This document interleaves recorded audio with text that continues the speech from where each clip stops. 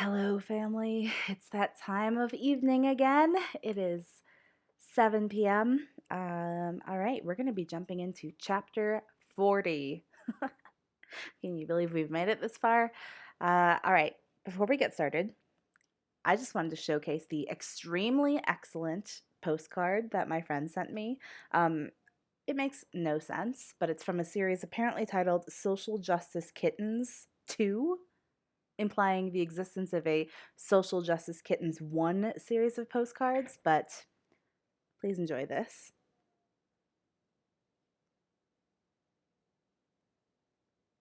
What? What is this? Look at how sad the kitten looks. And then the spilled wine. Oh my god, toxic. Ugh.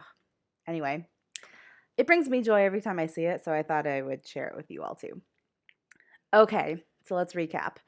Uh, Elizabeth and Jane are reunited at home. Um, Elizabeth is trying to figure out how much to tell Jane, or she already figured out. She was hesitant because she didn't want to hurt Jane, but she eventually told her, and it turns out, like, Jane, of course, thinks like everyone is blameless in this. Also, Lydia, super annoying. Anyway, and it turns out that Wickham is available again. He's no longer pursuing Miss King because she's like off living with her uncle now or something like that. So she's safe from him. But let's find out what other shenanigans the Bennett girls are going to get into now that they're all home at Longbourn. Okay, here we go. Chapter 40. Elizabeth's impatience to acquaint Jane with what had happened could no longer be overcome, and at length, resolving to suppress every oh, I guess she hadn't told her about it yet. Never mind. I was just like anticipating because this is how it always works, where Lizzie like talks to Jane and Jane's like, everyone's blameless. Okay. Okay.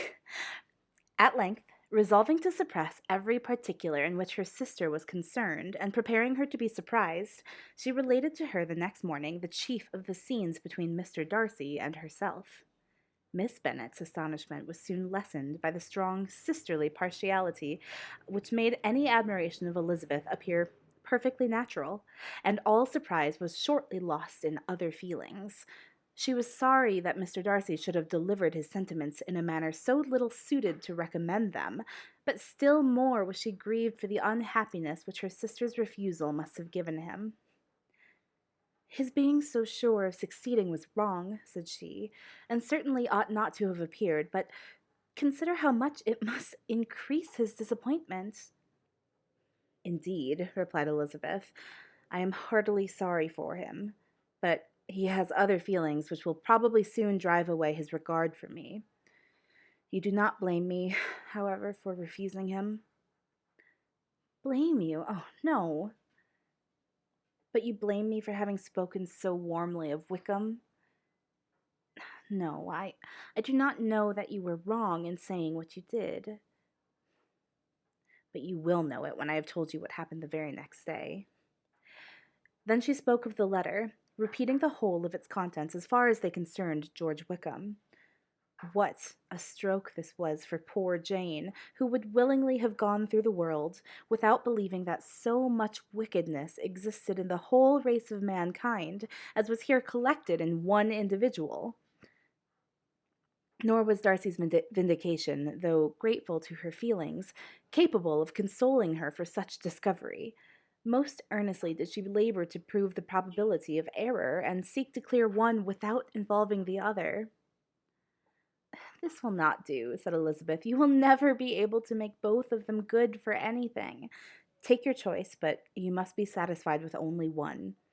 There is but such a quantity of merit between them, just enough to make one good sort of man, and of late it has been shifting about pretty much. For my part, I'm inclined to believe it all Mr. Darcy's, but you shall do as you choose. It was some time, however, before a smile could be extorted from Jane. I do not know when I have been more shocked, said she. Wickham so very bad. It is almost past belief, and poor Mr. Darcy. Dear Lizzie, only consider what he must have suffered. Such a disappointment, and with the knowledge of your ill opinion, too, and having to relate such a thing of his sister, it is really too distressing. I'm sure you must feel it so. Oh, no, my regret and compassion are all done away by seeing you so full of both.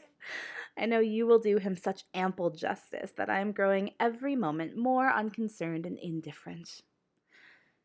Your profusion makes me saving, and if you lament over him much longer, my heart will be as light as a feather.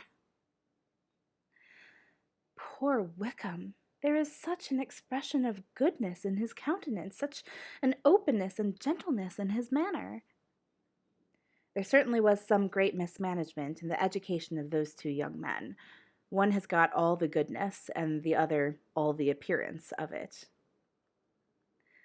I never thought Mr. Darcy so deficient in the appearance of it as you used to. And yet I meant to be uncommonly clever in taking so decided a dislike to him without any reason. It is such a spur to one's genius, such an opening for wit to have a dislike of that kind.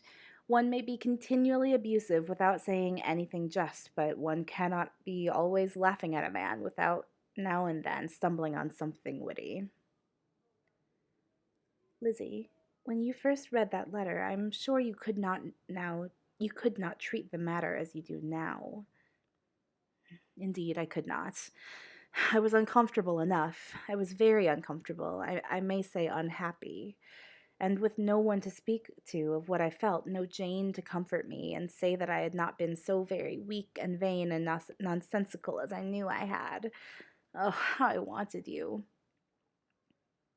How unfortunate that you should have used such very strong expressions in speaking of Wickham to Mr. Darcy, for now they do appear wholly undeserved. Certainly. But the misfortune of speaking with bitterness is a most natural consequence of the prejudices I had been encouraging. There is one point on which I want your advice. I want to be told whether I ought or ought not to make our acquaintance in general understand Wickham's character. Miss Bennet paused a little, and then replied, "Surely there can be no occasion for exposing him so dreadfully. What's your own opinion?" That it ought not be attempted. Mr. Darcy has not authorized me to make his communication public. On the contrary, every particular relative to his sister was meant to be kept as much as possible to myself. And if I endeavor to undeceive people as to the rest of his conduct, who will believe me? The general prejudice against Mr. Darcy is so violent that it would be the death of half the good people in Meryton to attempt to place him in an amiable light. I'm not equal to it. Wickham will soon be gone, and therefore it will not signify to anybody here what he really is. Some time hence it will all be found out, and then we may laugh at their stupidity in not knowing it before. At present I will say nothing about it. You are quite right. To have his errors made public might ruin him forever. He is now, perhaps, sorry for what he has done, and anxious to re-establish a character. We must not make him desperate. The tumult of Elizabeth's mind was allayed by this conversation. She had got rid of 2 of the secrets which had weighed on her for a fortnight, and was certain of a willing listener in Jane whenever she might wish to talk again of either. But there was still something lurking behind, of which prudence forbade the disclosure. She dared not relate the other half of Mr. Darcy's letter, nor explain to her sister how sincerely she had been valued by his friend. Here was knowledge in which no one could partake, and she was sensible that nothing less than a perfect understanding between the parties could justify her in throwing off this last encumbrance of mystery. And then, said she, if that very improbable event should ever take place, I shall merely be able to tell what Bingley may tell in a much more agreeable manner himself. The liberty of communication cannot be mine till it has lost all its value. She was now, on being settled at home, at leisure to observe the real state of her sister's spirits. Jane was not happy. She still cherished a very tender affection for Bingley, Having never even fancied herself in love before, her regard had all the warmth of first attachment, and from her age and disposition, greater steadiness than first attachments often boast, and so fervently did she value his remembrance and prefer him to every other man, that all her good sense and all her attention to the feelings of her friends were requisite to check the indulgence of those regrets which must have been injurious to her own health and their tranquillity. "Well, Lizzie," said Mrs. Bennet one day, "what is your opinion now of this sad business of Jane's? For my part, I am determined never to speak of it again to anybody. I told my sister Phillips so the other day, but I cannot find out that Jane saw anything of him in London. Well, he is a very undeserving young man, and I do not suppose there is the least chance in the world of her ever getting him now. There is no talk of his coming to Netherfield again in the summer, and I have inquired of everybody, too, who is likely to know. I do not believe that he will ever live at Netherfield any more." "Oh, well, it is just as he chooses. Nobody wants him to come, though I shall always say that he used my daughter extremely ill, and if I was her, I would not have put up with it. Well, my comfort is, I am sure Jane will die of a broken heart. Then he will be sorry for what he has done." But as Elizabeth could not receive comfort from any such expectation, she made no answer. "Well, Lizzie," continued her mother soon afterwards, "and so the Collinses live very comfortable, do they? Well, well, I only hope it will last. And what sort of table do they keep? Charlotte is an excellent manager, I dare say. If she is half as sharp as her mother, she is saving enough. There's nothing extravagant in their housekeeping, I dare say." "No, nothing at all." "A great deal of good management, depend upon it. Yes, yes, they will take care not to outrun their income. They will never be distressed for money. Well, much good may it do them. And so I suppose they often talk of having Longbourn when your father is dead. They look upon it as quite their own, I dare say, whenever that happens." It was not a subject which they would mention before me. "No, it would have been strange if they had, but I make no doubt they often talk of it between themselves. Well, if they can be easy with an estate that is not lawfully their own, so much the better. I should be ashamed of having one that was only entailed on me." Oh my gosh, Mrs. Bennet. Chapter 41. The first week of their return was soon gone. The second began. It was the last of the regiment's stay in Meryton, and all the young ladies in the neighborhood were drooping apace. The dejection was almost universal.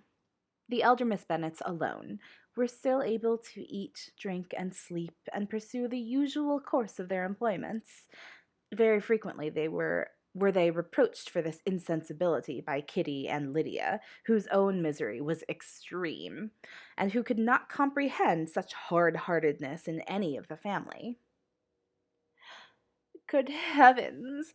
What is to become of us? What are we to do?" would they often exclaim in the bitterness of woe. "How can you be smiling so, Lizzie?" Their affectionate mother shared all their grief. She remembered what she had herself endured on a similar occasion 25 years ago. "I am sure," said she, "I cried for 2 days together when Colonel Miller's regiment went away. I thought I should have broke my heart." "I'm sure I shall break mine," said Lydia. "If one could but go to Brighton," observed Mrs. Bennet. "Oh, yes, but if one could but go to Brighton, but papa is so disagreeable." "A little sea bathing would set me up for ever." "And my Aunt Phillips is sure it would do me a great deal of good," said Kitty. Such were the kind of lamentations resounding perpetually through Longbourn House. Elizabeth tried to be diverted by them, but all sense of pleasure was lost in shame.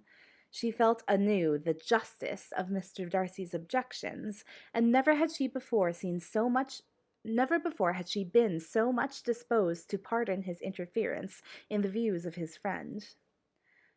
But the gloom of Lydia's prospect was shortly cleared away, for she received an invitation from Mrs. Forster, the wife of the colonel of the regiment, to accompany her to Brighton. This invaluable friend was a very young woman, and very lately married. A resemblance in good humor and good spirits had recommended her and Lydia to each other, and of their 3 months' acquaintance they had been intimate too. The rapture of Lydia on this occasion, her adoration of Mrs. Forster, the delight of Mrs. Bennet, and the mortification of Kitty are scarcely to be described. Wholly inattentive to her sister's feelings, Lydia flew about the house in restless ecstasy, calling for everyone's congratulations, and laughing and talking with more violence than ever, whilst the luckless Kitty continued in the parlour, repining at her fate in terms as unreasonable as her accent was peevish. "I cannot see why Mrs. Forster should not ask me as well as Lydia," said she, "though I am not her particular friend. I have just as much right to be asked as she has, and more too, for I'm 2 years older." In vain did Elizabeth attempt to make her reasonable, and Jane to make her resigned. As for Elizabeth herself, this invitation was so far from exciting in her the same feelings as in her mother and Lydia, that she considered it as the death warrant of all possibility of common sense for the latter, and detestable as such a step must make her were it known, she could not help secretly advising her father to not let her go. She represented to him all the improprieties of Lydia's general behavior, the little advantage she could derive from the friendship of such a woman as Mrs. Forster, and the probability of her being yet more imprudent with such a companion at Brighton, where the temptations must be greater than at home.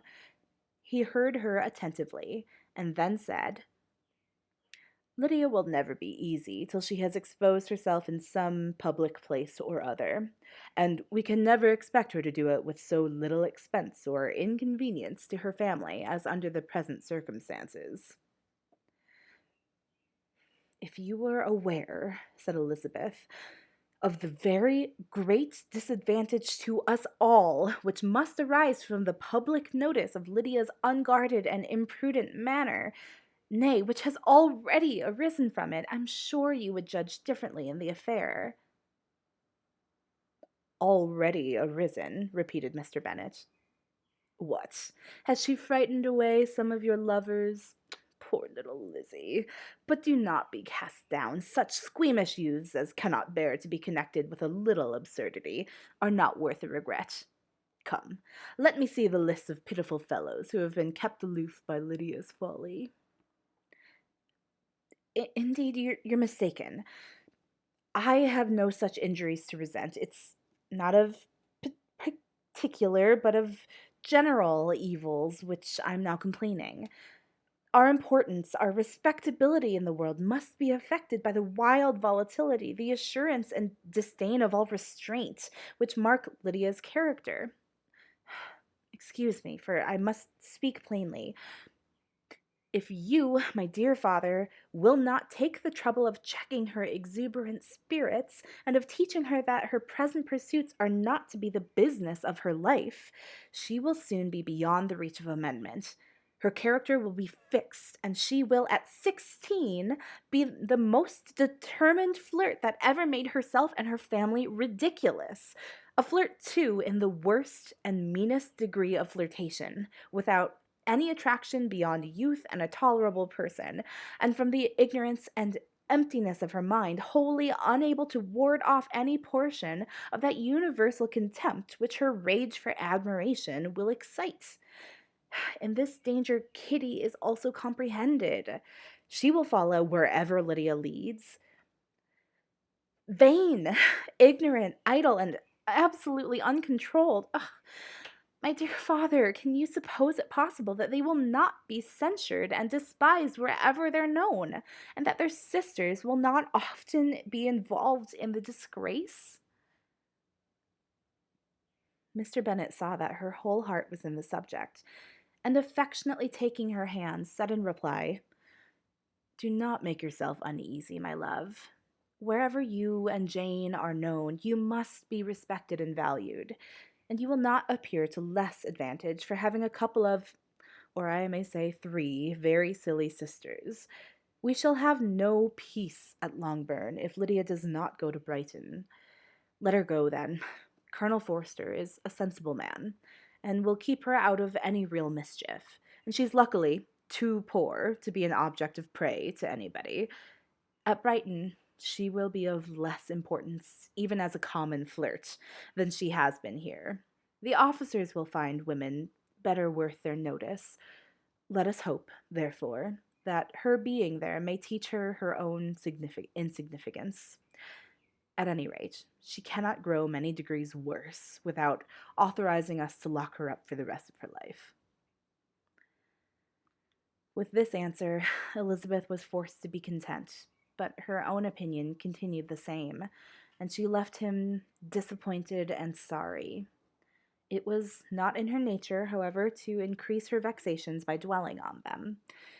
She was confident of having performed her duty, and to fret over unavoidable evils or augment them by anxiety was no part of her disposition. Had Lydia and her mother known the substance of her conference with her father, their indignation would hardly have found expression in their united volubility. In Lydia's imagination, a visit to Brighton comprised every possibility of earthly happiness. She saw, with the creative eye of fancy, the streets of that gay bathing place covered with officers. She saw herself the object of attention to tens and scores of them at present unknown. She saw all the glories of the camp, its tents stretched forth in beauteous uniformity of lines, crowded with the young and the gay, and dazzling with scarlet, and, to complete the view, she saw herself seated beneath a tent, tenderly flirting with at least 6 officers at once. Had she known that her sisters sought to tear her from such prospects and such realities as these, what would have been her sensations? They could have been understood only by her mother, who might have nearly felt the same. Lydia's going to Brighton was all that consoled her for her melancholy conviction of her husband's never intending to go there himself.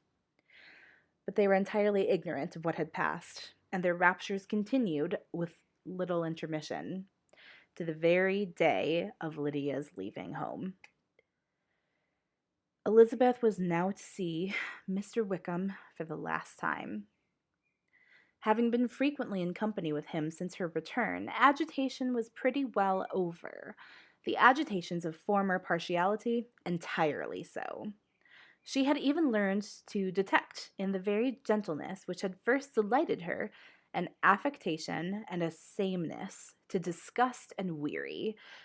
In his present behavior to herself, moreover, she had a fresh source of displeasure, for the inclination he soon testified of renewing those attentions which had marked the early part of their acquaintance could only serve, after what had since passed, to provoke her. She lost all concern for him in finding herself thus selected as the object of such idle and frivolous gallantry, and while she steadily repressed it, could not but feel the reproof contained in his believing that, however long, and for whatever cause, his attentions had been withdrawn, her vanity would be gratified and her preference secured at any time by their renewal. On the very last day of the regiment's remaining at Meryton, he dined, with others of the officers, at Longbourn, and so little was Elizabeth disposed to part from him in a good humour, that on his making some inquiry as to the manner in which her time had passed at Hunsford, she mentioned Colonel Fitzwilliam's and Mr. Darcy's having both spent 3 weeks at Rosings, and asked him if he was acquainted with the former.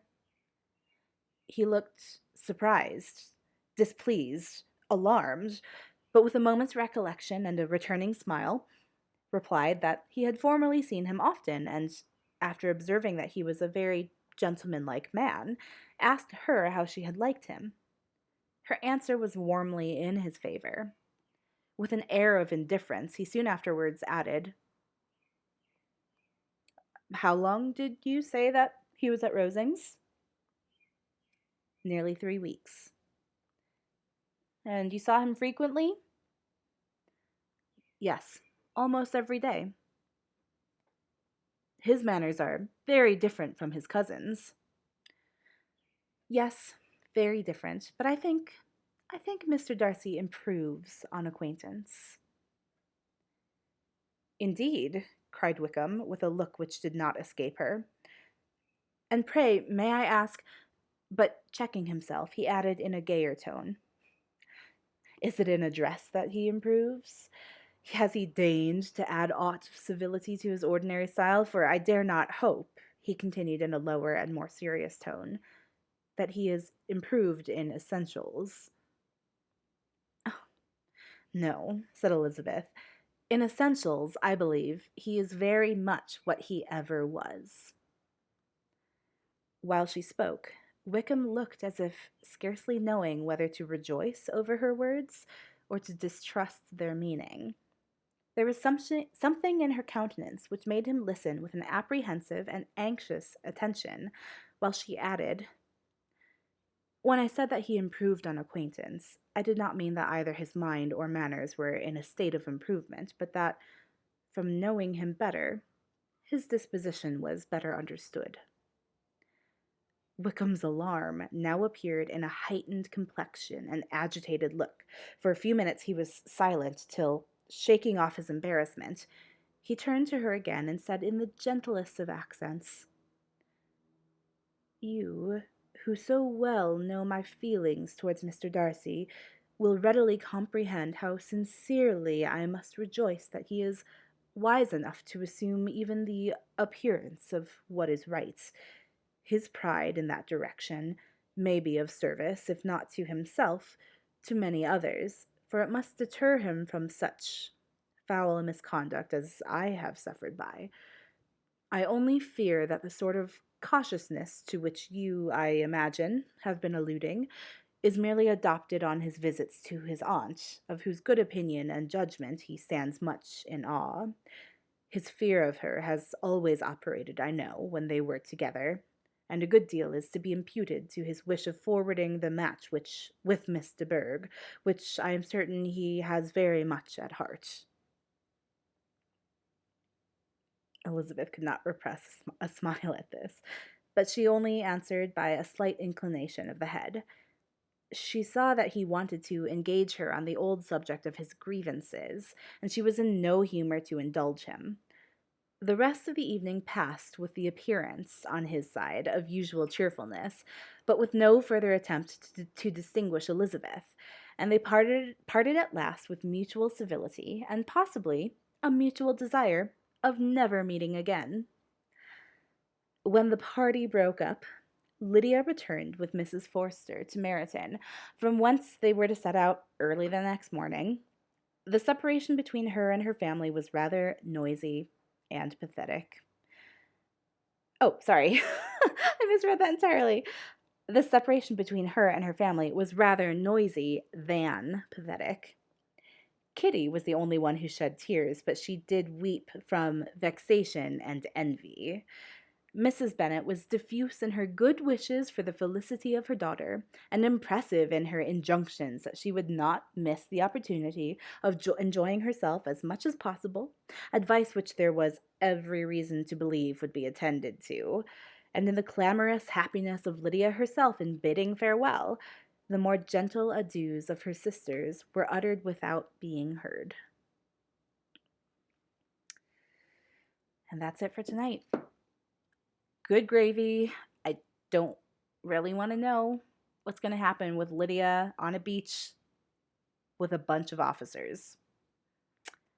My guess it's not going to be good. Okay, gang. Thanks for tuning in. Have a good night. Tomorrow we'll do another reading, and that'll be it. We'll take a break for the weekend, and then we'll continue on this wild ride of ridiculous, incredibly awkward, melodramatic shenanigans.